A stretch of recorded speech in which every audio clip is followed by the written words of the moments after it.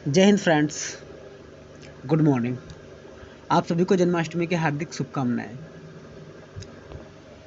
आज मैं आप लोगों के साथ एक विशेष मुद्दे पर बात करूंगा और मैं बात किसी राजनीतिक एजेंडे से नहीं करूंगा और मैं ये नहीं कहूंगा कि भारत में जातियों की अलग अलग गणना होनी चाहिए या नहीं होनी चाहिए। मेरी ये वीडियो देखने के बाद आप खुद ये डिसाइड करेंगे कि भारत में जातियों की गणना होनी चाहिए या नहीं, जातिगत आधार पर कुछ होना चाहिए या नहीं।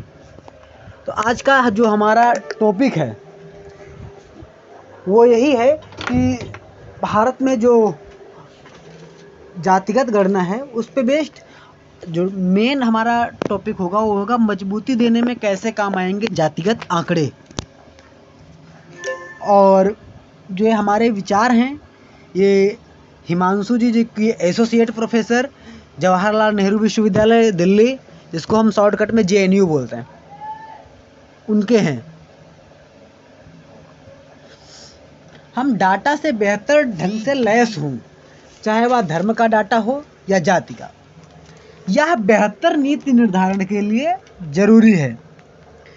बिहार के सर्वदलीय प्रतिनिधिमंडल ने प्रधानमंत्री से मुलाकात कर भारत की 10वीं जनगणना में जातिगत जनगणना को प्रमुखता से शामिल करने की मांग की है।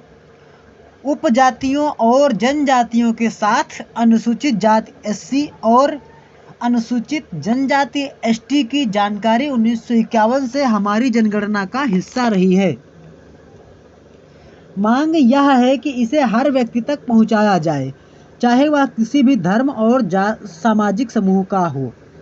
यह मांग नई नहीं है, दरअसल इसे केंद्र सरकार ने मई 2011 में स्वीकार किया था। जाति डाटा एकत्र भी किया गया था, लेकिन सरकार द्वारा गठित एक पैनल के विश्लेषण के लिए जनगणना के तुरंत बाद इसे अलग कर दिया गया। जुलाई 2015 में जातियों की गणना को पूरी करने वाली अरविंद पनगड़िया समिति ने कुछ नहीं किया और SECC द्वारा एकत्र जातियों और उपजातियों की सूचना अज्ञात है। विशुद्ध अकादमिक और नीतिगत दृष्टिकोणों से इस तरह के डाटा का संग्रह समझ में आता है। जाति व उपजाति के आधार पर लोगों की सामाजिक आर्थिक स्थिति को समझना न सिर्फ जरूरी है, बल्कि यह डाटा सकारात्मक कार्रवाई और न्यायपूर्ण वितरण के लिए नीतियां तैयार करने में मूल्यवान साबित हो सकता है। हमारी आज़ादी से पहले 1872 से शुरू होने वाली सभी जनगणना में जाति और नस्ल जनजाति के बारे में जानकारी एकत्र करने का प्राविधान था। इसे 1947 के बाद केवल SC और ST के लिए रखा गया।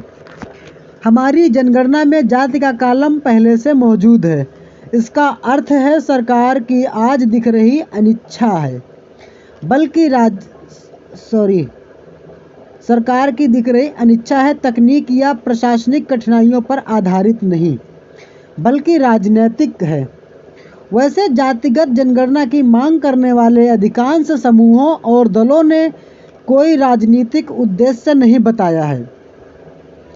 यह पूरी तरह साफ है कि इसके पीछे विचार अन्य पिछड़ा वर्ग OBC समूह के लिए और अधिक आरक्षण पर जोर देना है। अधिकांश नमूना सर्वेक्षणों ने यही बताया है कि OBC समूह हमारी आबादी का एक बड़ा हिस्सा है, शायद 40% से कहीं अधिक, जबकि सरकारी नौकरियों या अवसरों में उन्हें अभी सिर्फ 27% आरक्षण उपलब्ध है। यद्यपि प्रशासनिक रूप से OBC को एक समूह के रूप में साथ रखा गया है, लेकिन इसके सदस्य व्यापक और विषम हैं। कुछ सबूत बताते हैं कि OBC के अंदर ही बेहतर जातियों ने OBC के लिए आरक्षित सीटों के बड़े हिस्से पर कब्जा कर लिया है। इससे इस समूह के उपवर्गीकरण की संभावना पैदा हो गई है। राजग सरकार ने ऐसे उपवर्गीकरण के लिए एक समिति का गठन किया है।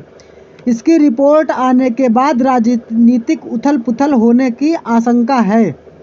कुल मिलाकर OBC कोटा बढ़ाकर ही प्रमुख ओबीसी समूहों के बीच नौकरी के अवसर खोने के डर को दूर किया जा सकता है। गौरतलब यह है कि दुरुस्त जातिगत आंकड़े उपलब्ध नहीं हैं, लेकिन इससे सार्वजनिक रोजगार में विभिन्न सामाजिक समूहों की कोटा व केंद्रीय शैक्षणिक संस्थानों में प्रवेश की मांग थमी नहीं है। पिछले दशक में हमने जाटों, पटेलों और मराठों द्वारा आरक्षण की मांग को लेकर बड़ी लामबंदी देखी है, जिसमें कुछ प्रदर्शन हिंसक भी हो गए थे। ये विरोध प्रदर्शन मुख्य रूप से निजी क्षेत्रों में रोजगार के अवसर में आई कमी और कृषि से होने वाली आय में गिरावट या ठहराव का नतीजा है। देश की अर्थव्यवस्था में मंदी के चलते ताज़ा आंकड़ों की परवाह किए बिना आरक्षण की मांग तेज होने की आशंका है। जातिगत जनगणना के आंकड़े हमें सकारात्मक कार्यवाही में मदद कर सकते हैं।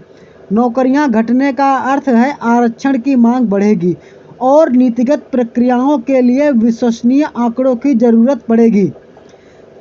नीतियों के विश्लेषण व डिजाइन के लिए डाटा एक आवश्यक उपकरण है। संपत्ति आधारित संबंध, व्यावसायिक संरचना व मानव विकास में जाति के आधार पर भारतीय समाज का अलगाव एक वास्तविकता है, जिसे अभी दूर नहीं किया जा सकता। हाँ, इससे निपटने का एक उपयुक्त तरीका है कि हम डाटा से बेहतर ढंग से लैस हों, चाहे वह डाटा धर्म का हो या जाति का। अज्ञानता का आनंद हमारे नीति निर्माताओं के लिए विलासिता का कतई न हो। दोस्तों, आपने हमारे इस आर्टिकल में ये देखा कि हम किस तरीके से ये जो जाति का मुद्दा है, जात की गणना का, वो आवश्यक है कि नहीं है। अगर आपको हमारी ये वीडियो पसंद आई है तो आप इसको लाइक करें और हमारे चैनल को सब्सक्राइब करें। हमारी इस वीडियो को ज़्यादा से ज़्यादा लोगों के बीच में ज़रूर पहुंचाएं। और आप इस वीडियो को देखने के बाद किस निष्कर्ष पे पहुँचे कि जातियों की जनगणना होनी चाहिए या नहीं होनी चाहिए। अगर जनगणना हो तो जातियों की संख्या को सार्वजनिक किया, जाति के अनुसार लोगों की जनसंख्या को सार्वजनिक किया जाए या नहीं।